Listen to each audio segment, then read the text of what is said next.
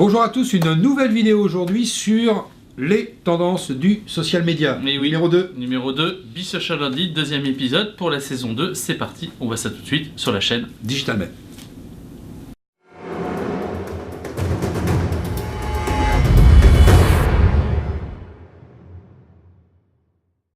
Bonjour à tous. Bonjour salut Mathieu. Salut Bonjour à vous. Salut Lionel, bonjour à tous, Belle bienvenue ambiance. pour ça. Oui, donc on s'éclate.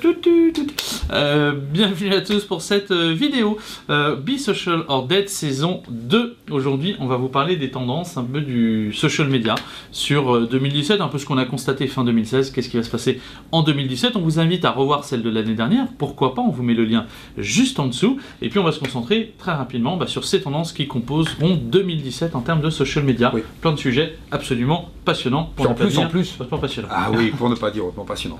Et puis les réseaux sociaux, ils font parler d'eux, parce qu'en ce moment on est en plein dans l'actualité Snap, puisque Snap, comme vous l'avez peut-être entendu, a été coté en bourse. Retentissante, déperdition exactement. de l'action instantanée le lendemain. Non mais bon, quand même, voilà. un joli chiffre. Joli chiffre, magnifique. On arrive à une capitalisation boursière de 24 milliards de dollars. C'est ça, ouais. Voilà, beaucoup de gens qui ont acheté, des institutionnels voilà, surtout beaucoup évidemment, de gens qui ont vendu. qui n'ont pas de droit de vote en plus. Exactement. Donc je vous conseille, si vous avez une très bonne idée pour monter un réseau social, indépendamment de ceux que l'on connaît, Instagram, Exactement. Facebook, etc. Et bien allez-y, parce que finalement, vous allez rester maître chez vous et vous allez gagner plein d'argent. C'est pas mal. Pas mal, Effectivement, on va peut-être lancer, on va peut-être se lancer. On va peut-être se lancer. Après Digital Republic. Globalement, on va dire aujourd'hui le chiffre clé, c'est quasiment 80% des internautes sont inscrits sur au moins un réseau social, ce qui démontre bien effectivement qu'aujourd'hui on ne peut plus passer à côté en tant que marque, soit au niveau du branding, soit au niveau du media planning. On doit nécessairement acheter aujourd'hui effectivement des audiences sur ces réseaux sociaux. Alors évidemment, le leader, c'est Facebook. Le leader, c'est Facebook. Donc 80%, c'est aussi 1,8 milliard de personnes qui sont sur Facebook. Exactement. 67% des internautes, je crois, sont c'est monumental. en On ne peut plus passer à côté aujourd'hui du social media, que ce soit en termes tout simplement de création de contenu, de relation avec ses consommateurs, et puis surtout en termes aussi de media buying, puisque naturellement on va aller chercher des audiences beaucoup plus précises et comportementales. Mais c'est aussi beaucoup de data, notamment. Ah oui, beaucoup de data. C'est-à-dire que là, on voit bien que les réseaux sociaux captent notre data. Exactement.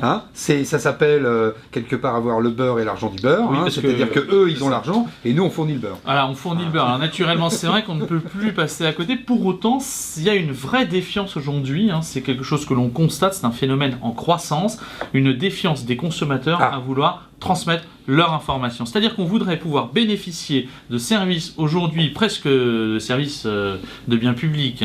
Donc en fait, on voudrait récupérer l'argent du beurre sans donner de data. Donc ça, c'est carrément impossible. Pourtant, on voit bien des consommateurs de plus en plus formés, des consommateurs qui sont de plus en plus en phase avec cette déontologie face à la donnée et qui sont effectivement peu enclins à tout transmettre. Voilà, donc c'est une tendance de fond, effectivement. Mais aujourd'hui, c'est quasiment impossible de ne pas transmettre ces données, soit de manière anonyme ou de manière login. Oui, alors par contre, il y a quand même des réseaux, notamment les réseaux d'entreprise, tu en parleras plus tard, où là, les acteurs qui fournissent, par exemple Facebook AdWords, s'engagent à ne pas capter les datas. Et d'un seul coup, c'est payant. Voilà, donc c'est qu'effectivement, il y a effectivement ces réseaux sociaux professionnels dont on parlera à la fin, dont Workplace, effectivement, anciennement Facebook AdWords, qui ne donne plus qui n'utilise pas ces données parce qu'on reste propriétaire en tant qu'entreprise de la donnée. Puis comme on vient d'implanter Workspace directement ici, au pôle universitaire, tout le monde à l'IM, effectivement, c'est quelque chose qui est plutôt bon pour nos étudiants quand on va leur en parler. Alors on a des tendances. Voilà, on a des tendances, parce que c'est un peu l'objet de cette vidéo, accessoirement. Voilà. Première Tendance numéro 1, diversification et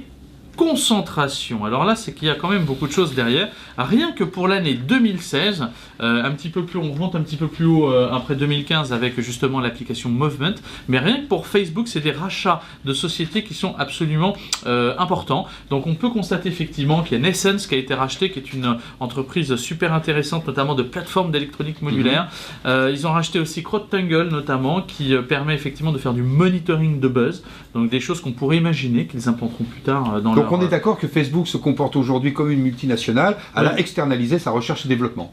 Pour beaucoup, un peu à la Google, un peu de ça, c'est-à-dire qu'ils en font, mais pas que. Ils en font, mais pas que. Ils récupèrent aussi des idées géniales. Ils rachètent de la valeur. Parce qu'effectivement, on sait bien que Facebook est un média vieillissant sur plein de points, mais que l'innovation, le rachat de l'intégration de nouveaux services, le rachat de nouveaux talents permet de venir consolider un développement, alors souvent non palpable, qu'on a du mal à interpréter, mais qui font qu'on sent quand même qu'ils se positionnent de plus en plus dans l'ambiance, dans le web ambiant, dans l'immersif. Ils ont racheté aussi Faciometrics pour de l'analyse de recours facial. Voilà, on a son 3D aussi, puis bien entendu les rachats historiques que sont Oculus pour l'année dernière et l'application Movement. Pour imaginer plein d'applications qui tracent. Moi j'ai posé la question à Mathieu parce que je ne l'utilise pas. Mais voilà, vous la mettez sur votre smartphone et votre smartphone qui ne vous lâche pas puisque vous l'avez dans votre poche, vous l'avez dans votre sac, eh bien il analyse vos mouvements tout au long de la journée. Donc on peut même imaginer des situations plus intimes où il analyse aussi vos mouvements. Oui, enfin nous ne reviendrons pas sur ce classé X que... Voilà, non mais intime. Intime, voilà. Oui, je comprends bien la pensée, mon cher Lionel. Voilà. Donc comme j'anticipe, je connais la chose. Mais c'est ça qui est assez dingue. C'est effectivement, et puis cette concentration ensuite, c'est pour ça qu'on en a parlé, qui viendra peut-être consolider les services déjà existants, tout simplement, qu'on pourra imaginer, voilà, quand on rachète par exemple une société, puis bim, on va directement racheter, intégrer ça sous forme de Messenger, et puis hop, un peu d'IA, pif, on développe effectivement les bots, etc. etc. Donc c'est effectivement ces phénomènes. Alors, il y a beaucoup de choses qui vont venir dessus. Par exemple, si on prend juste Snap, dont on parlait, ils ont racheté Verb notamment l'année dernière, ils ont racheté aussi Obvious Engineering sur de la technologie 3D, et puis aussi ils ont racheté bien entendu Bitstrip en début d'année 2016, en mars, presque il y a un an, qu'ils ont intégré aujourd'hui. Donc pareil, aussi ils sont dans cette même stratégie. Peer qui a été aussi racheté par Twitter, et puis Magic Pony Technology également par Twitter. Donc tous ces rachats font écho effectivement à des transformations et des mutations constantes pour s'adapter aux nouveaux usages. Voilà, plein de choses. Donc ce qui donne finalement une deuxième tendance, c'est que ces médias sociaux qui initialement nous servaient à communiquer avec nos amis, avec notre famille, avec nos collègues, finalement ces médias sociaux vont devenir des plateformes à 360 degrés qui vont permettre de façon ambiante, connecter et nous rendre des services en contrepartie évidemment de données qui captent, toujours pareil, mais de services gratuits qui vont nous permettre d'être finalement social H24. C'est ça, donc c'est-à-dire on est sur une tendance aussi, c'est une question qu'on se pose, est-ce que finalement le social media sera totalement ambiant, il viendra renforcer cette expérience utilisateur? Voilà, des questions qu'on se pose effectivement sur cette tendance numéro 2, le social est-il ambiant, vient-il renforcer l'expérience utilisateur?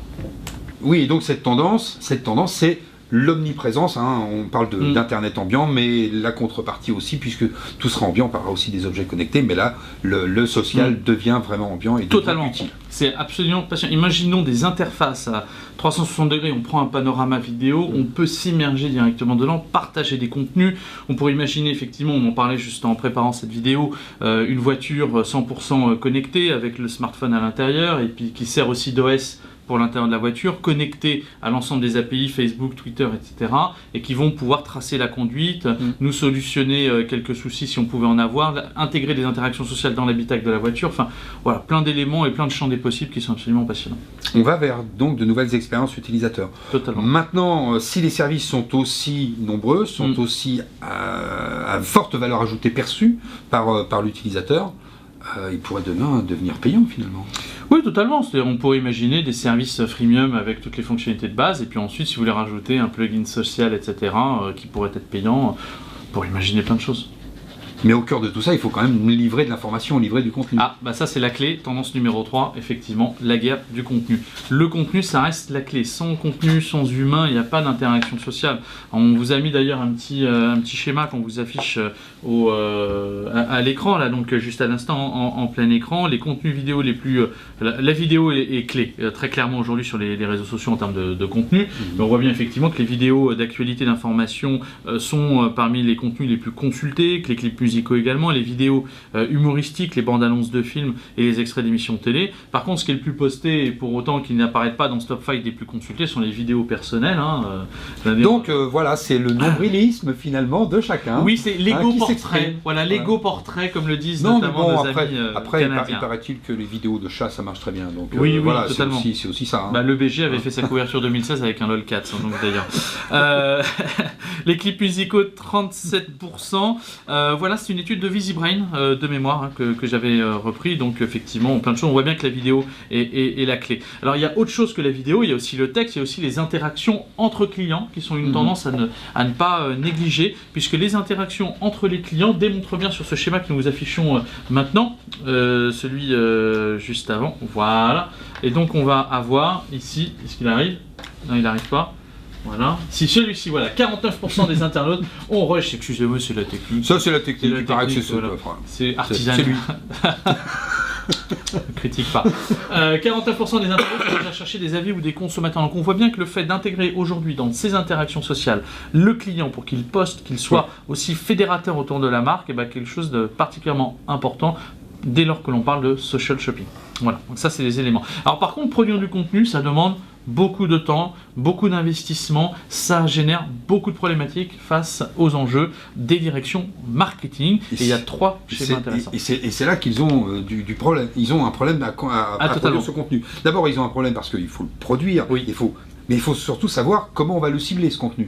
Par exemple, avec l'apparition dans Snap depuis déjà pas mal de temps de Discover, on voit bien que ça, c'est du contenu qui est spécialement dédié à une cible qui est particulièrement étroite. On rappelle qu'il y a quand même que 150 millions de personnes qui utilisent Snap au lieu des 1,8 milliard, revenons à 1,8 milliard sur Facebook. Bon. Donc c'est une population plutôt ciblée en termes d'âge, en termes de profil de consommateur, et là on a du profil de contenu à produire. Totalement. Et alors là, effectivement, la grande problématique de la création de contenu, c'est qu'en plus sur Snap, elle est technologiquement difficile et en plus très onéreuse. Donc, je crois que c'est 30-40 cas pour démarrer une campagne sur Snap de manière significativement, enfin, tout du moins efficace. Donc ce sont des éléments effectivement qui ont contrainte technique, contrainte de cible, etc. On voit bien que sur des audiences très ciblées, ça peut être intéressant sur plein de points. On est un peu plus finalement aujourd'hui dans du ROI, du risque de non-investissement, plutôt que dans du ROI sur cette vision-là. Alors que Facebook nous ouvre effectivement des outils plus souvent, enfin tout du moins performants. C'est pas les mêmes plateformes du tout. Donc on voit bien, vous lirez ce schéma, mais c'est les 3 du milieu qui sont pour nous les plus importants. 55% des directions marketing ont des difficultés à créer des contenus de qualité. Donc on voit bien que la création de contenu, et c'est une conviction forte, elle ne doit pas être externalisée, elle doit être produite par la marque, alors sous couvert au moins de la marque. Et puis 55%, donc le même chiffre, ont des difficultés à définir une stratégie de contenu efficace. Donc effectivement, alors là, il y a des gros soucis, parce qu'on ne peut pas être à la fois dire market, créateur de contenu, créateur de vidéo, réalisateur, producteur. Là, ça fait appel à des corps de métier qui sont extrêmement passionnants. Et puis on a Julien qui nous souffle effectivement, pensez à moi, oui, on vous parlera des House Agency une prochaine fois. Et 51% ont des difficultés à mesurer l'efficacité de leur contenu. Donc on voit bien qu'il y a aussi un problème de mesure, d'impact de tous ces contenus. Bref, le contenu reste roi. Je pense que c'est une tendance qu'il ne faut pas négliger, mais c'est avant tout aux marques de reprendre le lead sur leur création de contenu parce que l'ADN est parmi eux. Et puis alors il y a une nouvelle tendance, puisqu'on n'en est qu'à la 3e, alors passons à la dernière, 4e, on va essayer d'accélérer. C'est pour que cette valeur humaine ajoutée soit forte, il faut aussi que les réponses soient pertinentes. Et là, finalement, bonjour à l'intelligence artificielle. Exactement, et notamment les bots dont on parlait sur une autre vidéo, dont on vous met le lien, encore une fois, faisons un peu de republish. Voilà, qui ont évidemment explosé depuis que Facebook s'est mis avec Messenger. Donc ce qui est super intéressant, c'est justement de comprendre qu'aujourd'hui, là où on pensait souvent que ça allait totalement déshumaniser la relation client dans une certaine mesure, non, l'IA, grâce aux bots notamment, vient tout simplement permettre d'être le premier point de contact souvent et de bien relayer, et souvent relayer plus rapidement, tout simplement vers l'humain qui lui va pouvoir ensuite reprendre le lead et apporter de la valeur humaine ajoutée, ce qu'on appelle de la VHA. Et donc c'est ça, c'est une tendance de fond extrêmement importante quand on pense que presque 70% des entreprises ne répondent même pas à leur message Facebook, ce qui est quand même une hérésie. J'ai encore une marque dont je ne vous citerai pas le nom de vélo à laquelle j'ai demandé une question, j'attends toujours la réponse depuis 2 semaines. Faut arrêter le vélo. Voilà, c'est ça, faut arrêter le sport. Mais bon, mais non, pour être beau et svelte pour les digital men, c'est important. Tendance numéro 5, social knowledge. Alors, là, effectivement, beaucoup de choses passionnantes. Là, il me repasse la patate chaude. Tu te démerdes. C'est lui le spécialiste. 4,6%. Bon, 4,6%, c'est le taux de conversion des visiteurs qui visualisent des photos de clients. On voit bien aujourd'hui que les interactions sociales entre clients sont des choses qui sont capitales. Les clients entre eux échangent entre pairs avec un indice de confiance qui est beaucoup plus important que quand c'est une marque effectivement qui attribue effectivement. C'est 14% de mémoire l'indice de confiance dans la publicité traditionnelle. Vous imaginez bien qu'une marque, c'est normal, effectivement, en earn de base, effectivement. On va prendre un vieux discours, ça s'appelle le bouche à oreille. Et donc évidemment, quand votre ami vous dit du bien de quelque chose, vous croyez beaucoup plus votre ami que l'indice de croyance est forcément élevé. Et 9,6%, c'est ça qui est intéressant, c'est le taux de conversion lorsque les visiteurs interagissent avec les photos des clients. Donc on voit bien que vous dopez votre taux de conversion. Et ça, aujourd'hui, personne ne peut s'en passer. Donc ça, c'est très intéressant. C'est une étude Holaptic 2016 sur laquelle nous avons choper cette interaction. Et ce qui fait que des sociétés notamment comme Autunk qui proposent d'interagir, de laisser les clients interagir sur les produits directement, fonctionnent parfaitement bien. De mémoire, je crois qu'il y a Sephora qui en a parlé assez récemment, ce qu'ils l'ont mis en place. Alors, je ne sais plus si c'est celle-ci ou pas, mais en tout cas, ils ont mis en place les interactions entre clients et ça démontre bien qu'aujourd'hui, de pair à pair, l'indice de confiance est dopé et que les interactions sociales, le contenu social intelligent, ce savoir socialiser est beaucoup plus important que quand une marque parle tout simplement à ses clients directement. Donc on peut parler de trust economy. Effectivement, c'est la tendance numéro 6 qu'on a identifiée, celle qu'il faut effectivement parler d'une économie de croyance où les ambassadeurs ont une vraie place à jouer. Donc il y a notamment du Cyprien, de l'Enjoy Phoenix pour les plus gros, du Sanassas, de mémoire, je crois que c'est comme ça qu'on l'appelle, voilà, la Grotte du Barbu, etc. Enfin, tous ces qui vont parler d'électronique, qui vont parler de maquillage, qui vont parler de cuisine, qui vont parler de plein de choses. Ces ambassadeurs qui développent des audiences qui sont des audiences périssables, très clairement, si elles ne sont pas entretenues avec du contenu de qualité et du contenu engageant, permettent tout simplement de démontrer qu'effectivement, acheter de la croyance au niveau de cette économie est particulièrement intéressant. À partir de là, quand même, ces ambassadeurs prennent des risques. Des risques, bien sûr. Parce qu'ils représentent à chaque fois, ils s'engagent. Et ils s'engagent justement parce ils ont une croyance, enfin, ils sont porteurs de croyances supérieures. C'est le problème dès qu'un ambassadeur va parler du chiffre d'affaires qu'il génère. Alors certains l'assument totalement. C'est vrai que ça pose des questions quand une personne la chaîne comme Enjoy Phoenix est aujourd'hui de mémoire maquée commercialement avec L'Oréal. Comment ça se passe? Quel est l'indice de confiance? Est-ce que toutes ces choses sont impactées? Ce serait intéressant d'avoir des chiffres à ce sujet. Parce que c'est vrai que d'un autre côté, moi je me mets à la place du consommateur, l'ambassadeur qui parle d'une marque, c'est très bien. On sait qu'une marque qui fait de la publicité à la télévision, c'est pour faire manger la chaîne de télévision et nourrir le journaliste. Le journaliste, lui, toute la journée, il essaye de montrer toute la journée qu'il est indépendant de la marque. On voit toutes les polémiques qu'il y a entre les grandes entreprises qui sont à la tête de grands médias. Et on se dit, voilà, puisqu'ils sont à la tête, il y a conflit d'intérêts, les journalistes ne sont pas indépendants. Totalement. Mais là, pour les réseaux sociaux, c'est exactement la même chose. Quand l'ambassadeur devient un peu trop estampillé d'une marque, il risque de perdre une forme de... sa crédibilité, sa confiance. Alors il peut toujours faire le zouave, il peut toujours avoir de l'audience pour ce qu'il est en lui-même, mais peut-être qu'il peut avoir une sorte de baisse de trafic ou même de sa valeur de reconnaissance. On est sur des volumétriques qui sont excessivement importantes en termes d'audience, donc naturellement le risque est faible dès lors qu'on est intègre. Je crois qu'il y a un vrai côté confiance et transparence qui est absolument super important. Enfin, tendance numéro 7, IoT et social. Lionel vous en a beaucoup parlé sur d'autres vidéos, mais effectivement le web social est-il en train de pénétrer des solutions, notamment, connectées bien entendu, Runastic, etc., tous ces éléments où quand vous courez 2 km pendant 20 minutes parce que vous êtes un gros rigolo de la course à pied, ce sont des choses effectivement, je me suis amélioré, qui sont traçables, que vous pouvez partager. Donc on voit bien que les objets connectés commencent à dépendre d'une certaine manière tout simplement de l'IoT.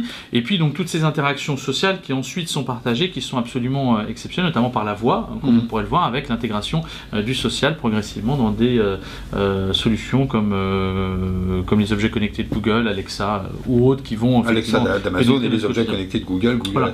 On peut imaginer plein de possibilités. Là, c'est un champ des possibles encore, une des tendances mineures, je dirais, un petit peu sous-jacente. Qu'est-ce que ça va devenir? Un peu la suite du CES, grosso modo. Qu'est-ce qui se passe avec du Alexa et qu'est-ce qui va se passer à terme? Question, tout du moins, ça, tendance mineure, mais à avoir à l'esprit. C'est-à-dire qu'il y a beaucoup d'agglomérations qui sont encore en train de se faire, qui sont en train de s'imaginer. Elles ne sont pas encore forcément sorties des cartons ou elles ne sont pas encore adaptées massivement par le public, massivement par le public. Donc l'adoption, c'est aussi la valeur qui est perçue dans leur utilisation. Et une dernière tendance peut-être? Bah oui, après la 7e, la 8e, et je crois que la 8e c'est la dernière, 8e et dernière tendance. 8e et dernière tendance, les organisations sociales. On ne peut plus se passer tout simplement des réseaux sociaux en interne. Alors c'est pas des réseaux sociaux, mais des organisations socialisées, des outils qui nous permettent d'interagir de manière sociale entre collaborateurs, quel que soit le niveau hiérarchique. Et on voit bien des exemples aujourd'hui de pénétration comme Slack, notamment, qui fonctionne assez bien sur plein de petits groupes de réflexion, sur des chaînes qui sont thématiques, avec des notifications. Alors, pénétration aussi de ces organisations sociales dans la sphère privée, parce que naturellement, on ne va pas couper son téléphone, sauf si c'est un téléphone professionnel et encore, bref, on est connecté tout le temps. Alors, d'où le droit à la déconnexion, on en parlera peut-être dans une autre vidéo, ça c'est intéressant. Il y a aussi Yammer de Microsoft, et puis celui qu'on a testé assez récemment, puisque nous l'implantons chez nous ici à l'IEM, qui est tout simplement Workspace. Donc, historiquement, Facebook at Work. Oui, historiquement Facebook at Work.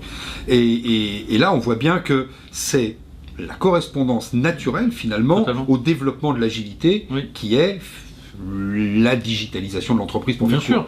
Bien sûr, avec une déstratification, des rapports hiérarchiques qui sont un petit peu plus flous et poreux, des meneurs d'équipe plutôt que des managers, tous ces éléments qui font que finalement le social apporte une agilité totale, tu le dis, de l'information, une fluidité de celle-ci, et le fait qu'effectivement il y ait tout simplement un accès à l'information plus rapide, plus spontané, beaucoup plus de partage et d'interaction, ce qui est tout simplement aujourd'hui devenu presque une norme.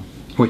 Donc finalement, pour conclure, on sait, puisque le titre c'est Be Social or Dead, donc c'est vrai que les entreprises s'y sont mis beaucoup, et aujourd'hui s'y mettent d'autant plus. On a surtout vu dans ce deuxième numéro, puisque le premier c'était spécialement dédié aux entreprises, là on a surtout vu que les réseaux sociaux, c'est-à-dire ceux qui fournissent l'information, c'est-à-dire ceux qui fournissent les supports, ceux qui fournissent les fonctionnalités, eh bien eux enrichissent leur offre, enrichissent leurs fonctionnalités pour que, au final, l'offre de service et le service perçu avec l'adjonction des entreprises qui viennent s'initier à l'intérieur, mais finalement le service perçu par les utilisateurs soit grandissant et que en fait le social, quand on dit le social, les outils sociaux soient de plus en plus adoptés. Totalement. Et là, toujours pareil, 80% des gens utilisent au moins un réseau social, et donc finalement c'est l'adoption en masse. Alors après, tu as parlé à de nombreuses reprises de la façon dont les entreprises pouvaient aussi se faire une place là-dessus et se servir de ces réseaux sociaux pour pouvoir parler à toute une catégorie de consommateurs, toute une catégorie de clients, mais c'est aussi et surtout ce que l'on a vu, c'est l'adoption et le regroupement de nouvelles fonctionnalités qui vont faire que demain, un social sera ambiant, avec de l'intelligence artificielle, avec des entreprises qui vous parleront, mais pas parleront à tout le monde, mais parleront à vous, parce que les messages pourront être adressés en fonction de vos usages, etc., etc. Donc là, on est sur un social qui se veut de plus en plus diversifié en termes d'offres de services. Exactement. Et ce sera le mot de la fin. Si c'est le mot de la fin. Beaucoup de choses. Très bien résumé, mon cher Lionel. Un peu long, mais encore une fois, il y a tellement de choses à dire. On pourra en reparler, puis on reviendra sur plein de points. Parce que là, on est vraiment sur des éléments où on a lissé les grandes tendances. Maintenant, on pourra peut-être rentrer en détail sur d'autres vidéos très prochainement. Voilà, on a tout dit. C'est bon? Oui, très prochainement. D'ailleurs, on va parler de Digital République. On va parler de. Ça, c'est les élections. On y reviendra. Non, on va parler de Smart City très bientôt. Oui, Smart City, parce qu'on va tourner Smart City vendredi, si je me trompe pas. Smart City, il y a du social aussi dans les Smart City. Il y a plein de choses passionnantes, donc ça on tourne vendredi, puis on vous le met en ligne très, très rapidement. Voilà, parce que là on tourne... Et on va revoir Anne qui vient. On va revoir Anne qui vient, parce qu'elle a préparé ce superbe épisode Smart City. Voilà. Et bien écoutez, comme on vous a tout dit, on vous remercie, on vous attend très prochainement sur notre site internet digital-men.fr, sur lequel il y a beaucoup de choses à voir. Et on était du pôle universitaire. On était en direct du pôle universitaire de Vinci à l'IEM, à l'Institut de l'Internet et du Multimédia, et on vous dit à très bientôt pour de nouvelles vidéos. Bye bye. Bye bye.